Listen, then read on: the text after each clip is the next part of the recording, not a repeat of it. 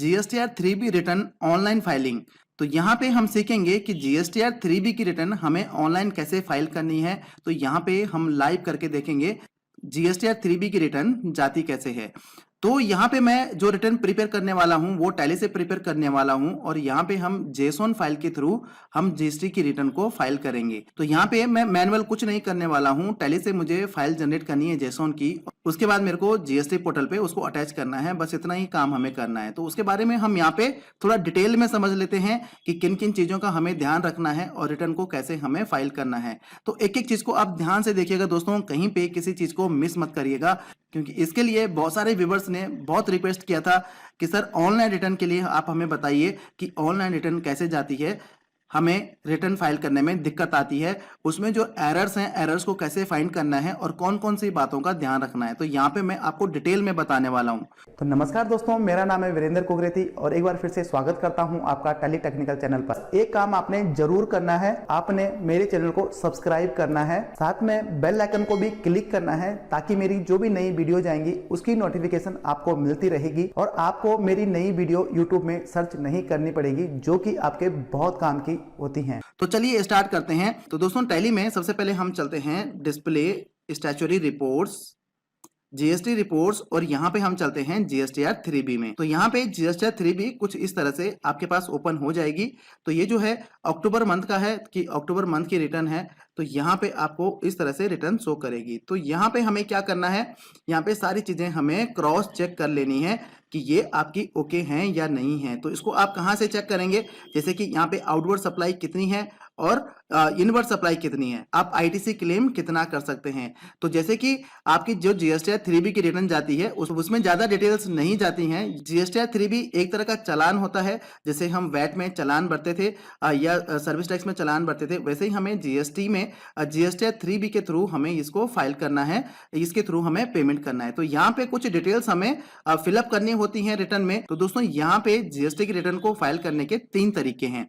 एक तो आप डायरेक्ट टैली से ही आप जो है रिटर्न फाइल कर सकते हैं। टैली से आपने जेसॉन फाइल बनाया और जेसॉन फाइल बनाने के बाद उसको अपने जीएसटी पोर्टल पे अटैच कर दिया। जो दूसरा तरीका है, दूसरा तरीका ये है कि अगर आप किसी भी यूटिलिटी का यूज नहीं करते हैं तो नॉर्मली आप अपने पोर्टल को ओपन करिए और वहां पे आप रिटर्न पे जाइए और वहां पे सारी डिटेल्स आप मैनुअली पंच करिए। तीसरा जो तरीका है दोस्तों, तीसरा तरीका ऑफलाइन यूटिलिटी का है, जिसमें कि आपको जीएसटी की साइट से ऑफलाइन यूटिलिटी को डाउनलोड करना पड़ता है और उसके बाद अगर आपके पास एक्सेल में डाटा है या एक्सेल फॉर्मेट में आपने डाटा रखना है तो उसके बाद आप उस एक्सेल फॉर्मेट में डाटा इंपोर्ट करेंगे उस ऑफलाइन यूटिलिटी में, वहां से आप जेसॉन फाइल बनाएंगे और उस जेसॉन फाइल को आप जीएसटी के पोर्टल पे वहां पे अटैच करेंगे, मतलब वहां पे अपलोड करेंगे। तो यहाँ पे हम सीखेंगे कि हमें टैली से किस तरह से रिटर्न फाइल करनी है। टैली से जेसॉन फाइल को क्रिएट करके, जेसॉन फाइल को जनरेट करके हमें जीएसटी के पोर्टल पे अटैच करनी है। तो वहां पे हमें कैसे अटैच करनी है और वहां पे किस तरह से दिखती है। तो यहाँ पे पहले ही आपने सारी एडजस्टमेंट की एंट्री कर देनी है और इस रिटर्न को फाइल करने से पहले आपने इसको क्रॉस चेक कर देना है। तो क्रॉस चेक आप कैसे करेंगे, आपकी जो यहाँ पे रिटर्न आ रही है, मतलब यहाँ पे जो आउटवर्ड सप्लाई है, आउटवर्ड सप्लाई का टैक्सेबल अमाउंट कितना है, उसका टैक्स कितना बनता है, कितने अमाउंट के आईटीसी के लिए आप क्लेम कर सकते हैं। ठीक है, तो यहाँ पे इस तरह से आपको जीएसटीआर 3B की रिटर्न देखने को मिलती है। तो इसको आप क्रॉस चेक कैसे कर सकते हैं उसके लिए मैं आपको बताता हूं। आपने इसको क्रॉस चेक कैसे करना है, ये आपको हेल्प करेगा आपके रिटर्न को मैच करने में। तो उसके लिए आपने क्या करना है, आपने जाना है display, account book, sales register और यहाँ पे आपने क्या करना है, यहाँ पे आपने पर्टिकुलर जिस मंथ का आपने देखना है उस मंथ में आपने यहाँ पे जाना है और राइट हैंड साइड में आपको यहाँ पे एक बटन दिखता है कॉलमनार का। तो यहाँ पे आपने कॉलमनार में क्लिक कर देना है और उसके बाद यहाँ पे आपने इसको एंटर करके सेव कर देना है। ठीक है, जब आप इसको सेव कर देंगे तो यहाँ पे आप देखेंगे कि यहाँ पे आपकी जो टैक्सेबल वैल्यू है वो कितनी है, आपका जो सीजीएसटी, एसजीएसटी या आईजीएसटी आपका कितना है आपका, तो सारा यहाँ पे शो करेगा। तो सारा आपको यहाँ पे शो करेगा दोस्तों। तो इसे आप अपनी जीएसटीआर की रिटर्न को 3B को यहाँ पे मैच कर देंगे कि ये आपका यहाँ पे सही दिखा रहा है या नहीं दिखा रहा है, जो आईटीसी आपका यहाँ पे शो कर रहा है वो सही कर रहा है या नहीं कर रहा है। उसके बाद भी और भी बहुत सारी चीजें आप यहाँ पे क्रॉस चेक कर लेंगे अपनी रिटर्न को फाइल करने से पहले या जेसोन फाइल को जनरेट करने से पहले। अगर आपकी रिटर्न में कुछ एंट्री ऐसी हैं जो कि इंक्लूड नहीं हुई है, जिनमें कुछ एरर है, तो वो आपको यहाँ पे अनसर्टेन ट्रांजेक्शन में आपको यहाँ पे दिखेगा और यहाँ पे पहले आप उन एंट्रीज को सही करेंगे जो कि जब तक कि वो आपकी रिटर्न्स में इंक्लूड नहीं होती हैं। ठीक है, तो वैसे टैली अपने आप में समझदार है, अकाउंटिंग की लैंग्वेज को समझता है, अकाउंटिंग के वर्किंग को समझता है। यहाँ पे कुछ चीजें ऑटोमेशन में काम करती हैं, लेकिन जहां पे किसी एंट्री में कोई प्रॉब्लम रहेगा तो वो आपकी अनसर्टेन ट्रांजेक्शन में एंट्री आ जाती है। उसके बाद आपको वो सही करनी होती है और सही करने के बाद वो आपकी जीएसटी की रिटर्न में यहाँ पे इंक्लूड हो जाती है, मतलब उसकी वैल्यू यहाँ पे शो होनी स्टार्ट हो जाती है। ठीक है, तो सबसे पहले आपने क्या करना है, आपने एडजस्टमेंट की सारी एंट्रीज कर देनी है। उसके बाद आपने अपना जीएसटीआर 3B मैच कर लेना है अपनी सेल से और परचेज से। ठीक है, उसके बाद आपने क्या करना है, यहां से आपने जेसोन फाइल को जनरेट करना है। तो जेसोन फाइल को किस तरह से आप जनरेट करेंगे, उसके लिए आपको यहाँ पे क्लिक करना पड़ेगा एक्सपोर्ट पे। जैसे आप एक्सपोर्ट पे क्लिक करेंगे, यहाँ पे ई रिटर्न पे आपने जाना है। यहाँ पे आपके पास दो तरह के फॉर्मेट आते हैं, एक तो आता है आपका एक्सेल, दूसरा आता है जेसोन फाइल। तो यहाँ पे हम जेसोन फाइल से क्रिएट करना सीखेंगे। अगर आप ऑफलाइन यूटिलिटी का यूज करते हैं, जो कि मैं आपको आने वाली वीडियोस में बताऊंगा ऑफलाइन यूटिलिटी का यूज कैसे होता है। एक्सेल आप तभी यूज करेंगे जब आपको डायरेक्ट टैली से ना रिटर्न भेज के ऑफलाइन यूटिलिटी का यूज करना है, तो उस टाइम पे आप एक्सेल फॉर्मेट चूज करिए ताकि जो आपकी रिटर्न है वो आपके एक्सेल फॉर्मेट में एक्सपोर्ट हो जाए और उसके बाद आप उसको ऑफलाइन यूटिलिटी में इंपोर्ट कर दें। तो ऑफलाइन यूटिलिटी के बारे में मैं आपको किसी दूसरी वीडियो में बताऊंगा।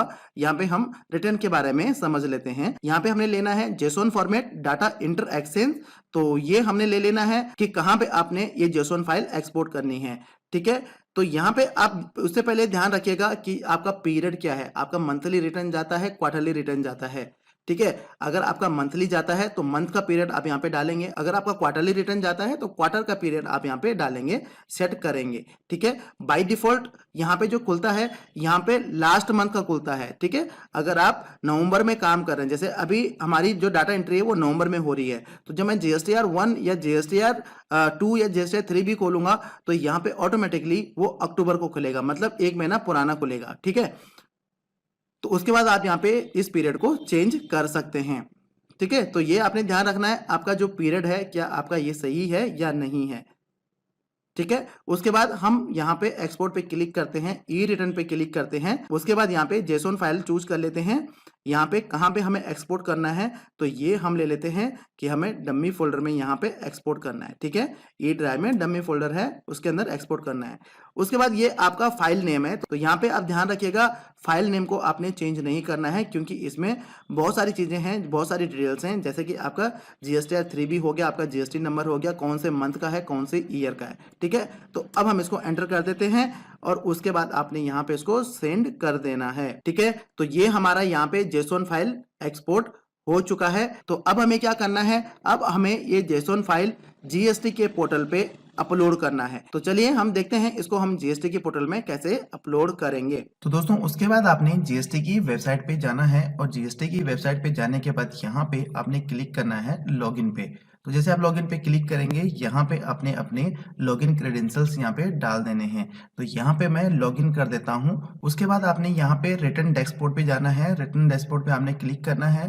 क्लिक करते ही यहाँ पे आपको फाइल रिटर्न में आप अपना पीरियड चूज कर लीजिए, जिस पीरियड का आपने जीएसटीआर 3B फाइल करना है और जिस पीरियड का आपने जेसोन फाइल एक्सपोर्ट किया है टैली से। ठीक है, तो यहाँ पे हम क्या करते हैं, यहाँ पे हमें अपना फाइनेंशियल ईयर ले लेना है, यहाँ पे क्वार्टर ले लेना है कि कौन से क्वार्टर का हम यहाँ पे जीएसटीआर 3B फाइल कर रहे हैं। तो अगर आपका मंथली है तो यहाँ पे आपने मंथली चूज कर लेना है, जिस मंथ का आप जीएसटीआर 3B फाइल कर रहे हैं और टैली से आपने जिस मंथ का जेसोन फाइल एक्सपोर्ट किया है। तो ध्यान रखिएगा ये आपका जो जेसोन फाइल है पर्टिकुलर उसी मंथ का ही होना चाहिए। ठीक है, ये हो गया। तो हमारा क्वार्टर लिए, तो हमने यहाँ पे क्वार्टर चूज कर लिया।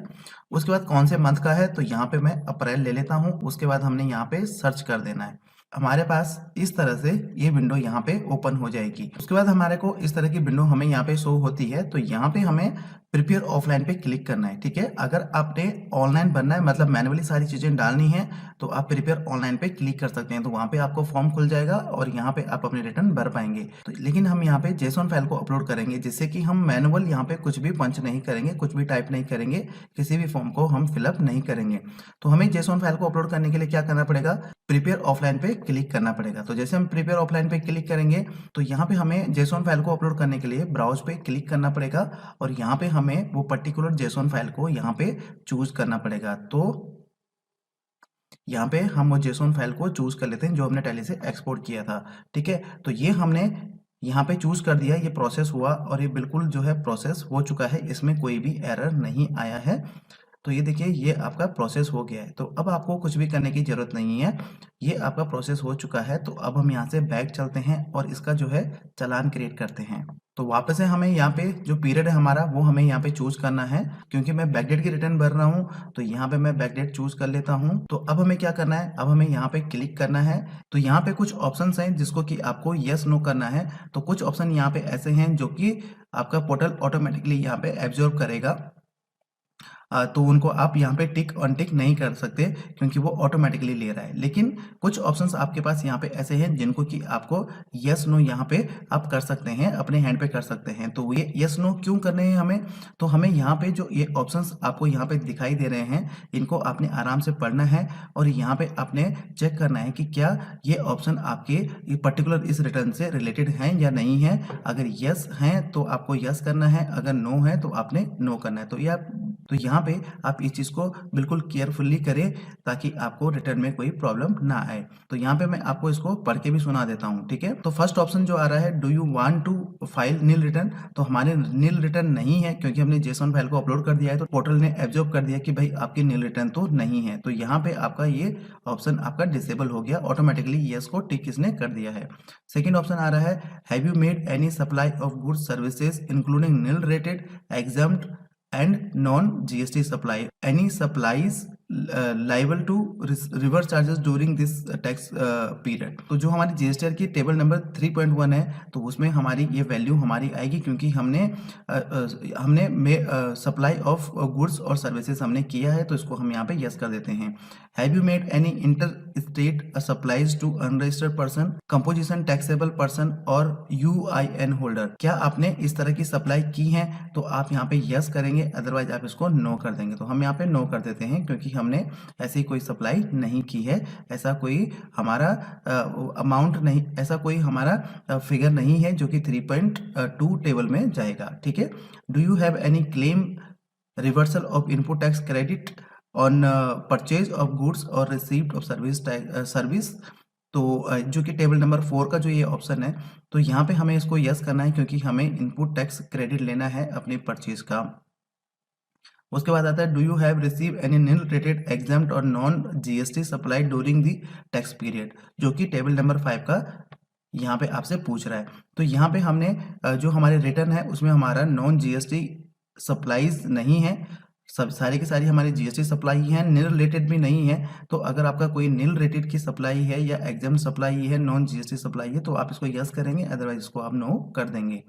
ठीक है, उसके बाद आता है, do you have any interest or late fee during carry forward late fee liability. तो 5.1 टेबल है तो ये हमारा ऑटोमेटिकली यस होके आ रहा है क्योंकि हम लेट में ये रिटर्न भर रहे हैं और इसमें हमें लेट फी चार्जेस देना पड़ेगा। ठीक है, उसके बाद आता है, do you have any tax liability due to GST trend 1 system populated table. तो ये ऑटोमेटिकली यहाँ पे यस होके आ रहा है। तो बस आपने उसके अलावा यहाँ पे कुछ नहीं करना है, आपने यहाँ पे नेक्स्ट कर देना है। तो जैसे आप यहाँ पे नेक्स्ट करेंगे तो नेक्स्ट करने के बाद आपके पास इस तरह की यहाँ पे विंडो आपको देखने को मिलेगी। ठीक है, तो ये कौन सी टेबल है, ये है 3.1। 3.1 में हमारी ये फिगर्स आ रही हैं कि इंटीग्रेटेड टैक्स कितना है, सेंट्रल टैक्स कितना है और स्टेट टैक्स कितना है। ठीक है, उसके बाद आता है ITC अवेलेबल। हमारा जो ITC है वो कितना अवेलेबल है, जो कि हमने परचेज किया था, तो ITC हमारा इतना अवेलेबल है। और उसके बाद आता है interest late fee for previous tax period. तो प्रीवियस टैक्स पीरियड का अगर आपने अपने रिटर्न फाइल रेट लेट की है तो उस केस में यहाँ पे ये ऑटोमेटिकली कैलकुलेट होके आएगा, आपको यहाँ पे छेड़ने की कोई ज़रूरत नहीं है। बस हमने अब इसको क्या करना है, हमने यहाँ पे जाना है, या तो हम इसको पहले सेव कर देते हैं, सेव GSTR 3B, तो ये हमारा सेव हो गया। उसके बाद आप इसको प्रीव्यू कर सकते हैं और प्रीव्यू करने के बाद में आप यहाँ पे प्रोसीड टू पेमेंट कर सकते हैं। तो जैसे हम इसको प्रोसीड टू पेमेंट करेंगे तो यहाँ पे हमें इस तरह से दिखाई देगा कि आपका जो है टैक्स कितना है। जो कैश लेजर है हमारा, कैश लेजर में इंटीग्रेटेड टैक्स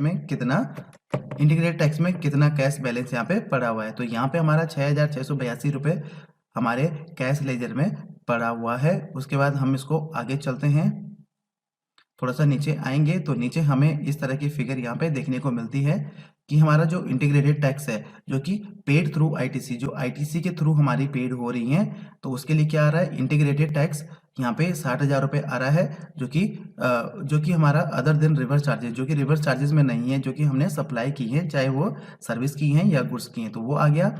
इंटीग्रेटेड टैक्स कितना आ रहा है, 6,682, जो कि हमने सप्लाई किया हुआ है।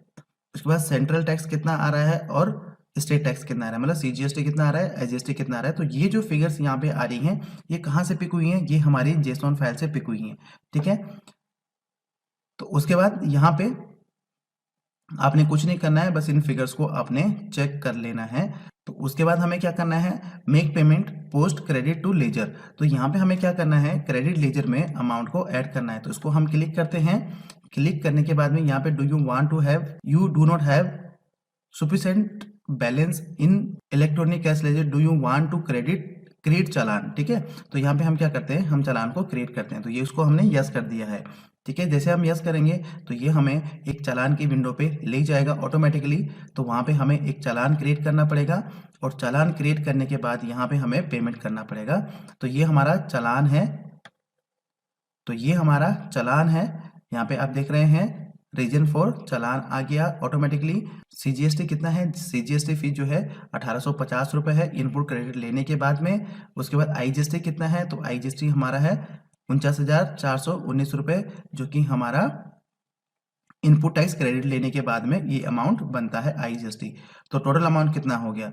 उसके बाद ये है स्टेट टैक्स हो गया। तो स्टेट टैक्स भी हमारा जितना CGST आ रहा है उतना हमारा SGST आ रहा है 1850, ठीक है। तो टोटल हमारा अमाउंट कितना बनता है, 53,119 रुपये, ठीक है। तो इसमें लेट फी भी आपकी इंक्लूडेड है, ठीक है।